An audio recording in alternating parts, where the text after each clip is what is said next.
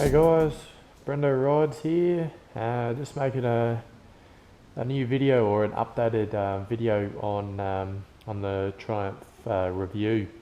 I originally put one out last year, November 2014, on my old account, but I'm just starting up a new account, so I thought I'd put a new one out and just update it. I've already put out a video on my bike and basically just telling you a few things, but I thought I'd actually do a review and pop up a few stats.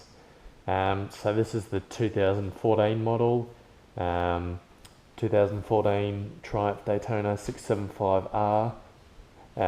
This is This is a completely different model and shape to the 2012 models. From 2013 to 2015 is these newest standard models. What's pretty much new compared to the 12 model is the lights. The lights are actually joined together. They do not have projectors in these ones, which I did not realize until I purchased it. So that sucked. The mirrors, I believe, changed a bit as well. The silver bits, which are now carbon fibre on mine, if you've watched my previous videos, I put them carbon fibre. I don't think they were silver on the other one. I can't remember. The subframe was round and small looking. The rear seat was more boxed and squared. I can't tell you a whole lot else about the looks because I didn't really look at them too much because I was just looking at a new bike instead. But the specs or the specification differences between this model and the other one. So the 2012 model, they were running on 124 horsepower at 12,600 RPM. Whereas the new models now, this one here that I've got is 28, so 128 horsepower, sorry, and its rev limit is, I can't remember, I think it's 14,400, so there's a big difference there in the RPM range, and not too much horsepower difference. Also, I'll just put the laptop up here anyways, so it'll be better. I'm not sure if you guys can see that as well, but miles per gallon, I'm an Australian, so that does fuck all for me.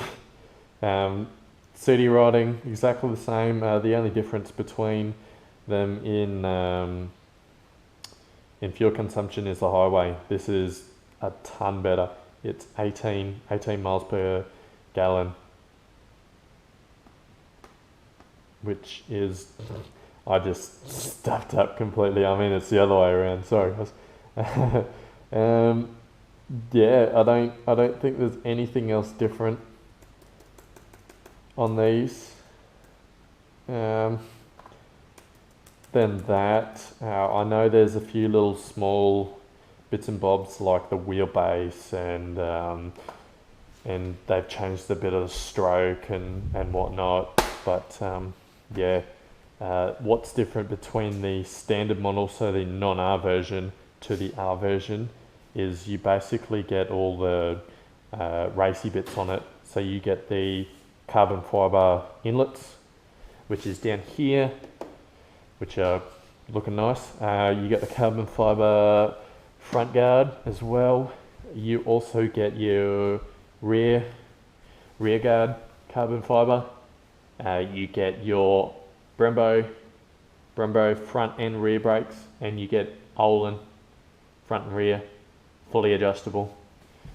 So on the back, I think there's 28 different settings on rebound and compression.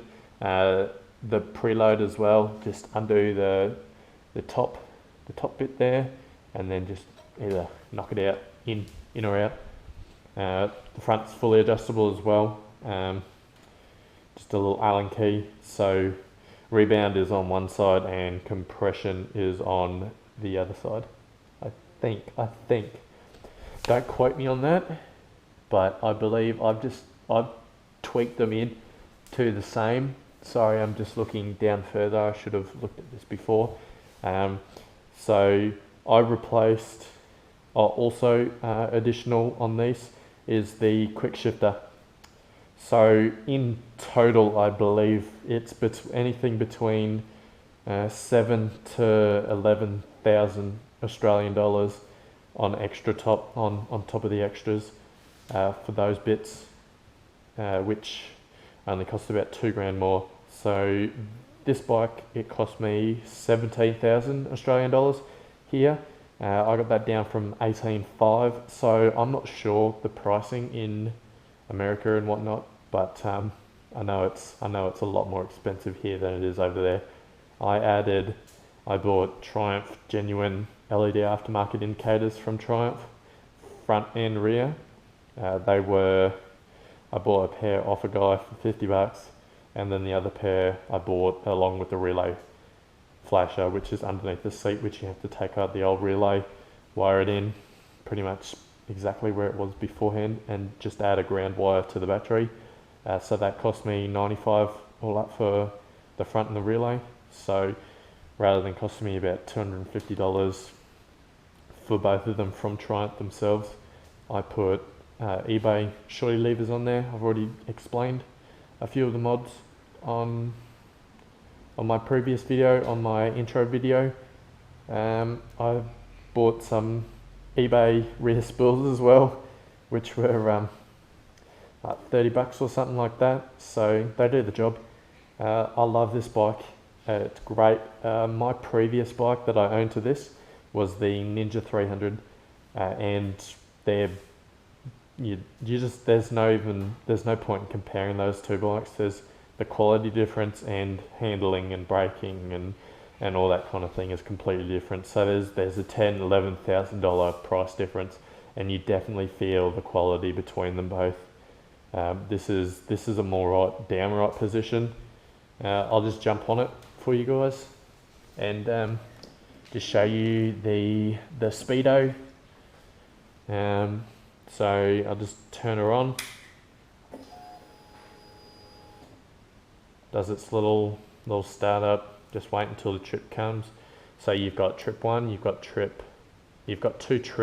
different trip settings, and on each has its kilometers. It's got time that you've been riding.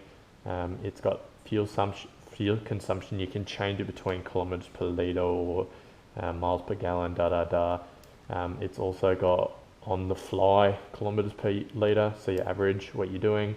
It's got kilometers per hour, so your average speed that you're going as well.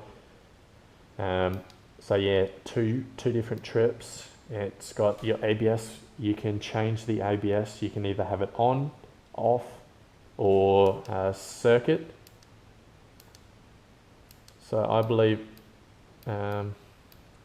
the difference on those, so on, off, and circuit. So circuit means that the rear wheel ABS is off, so you can use rear wheel drift. So yeah, that's handy if you're going to track. So that's ABS. If I can get back, you got a lap timer as well, and then your setup. So under E-select is your time. You can change 12 or 24 hour.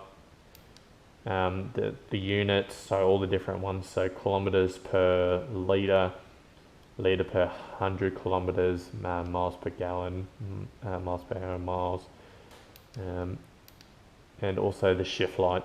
So you can change how many lights. So depending on how close you get to your max limit that you want, will determine how many lights come on. So you can have it as all lights, you can have it as 3 lights come on, you can have it as 6, or you can have none.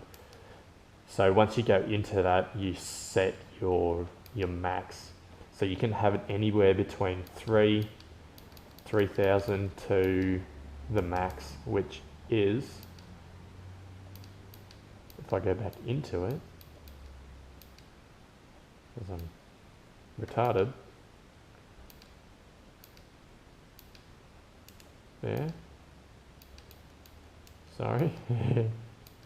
So you can have it to, sorry.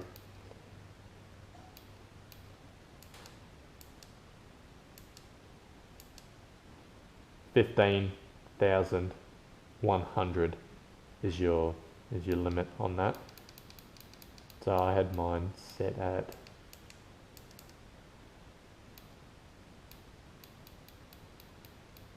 14.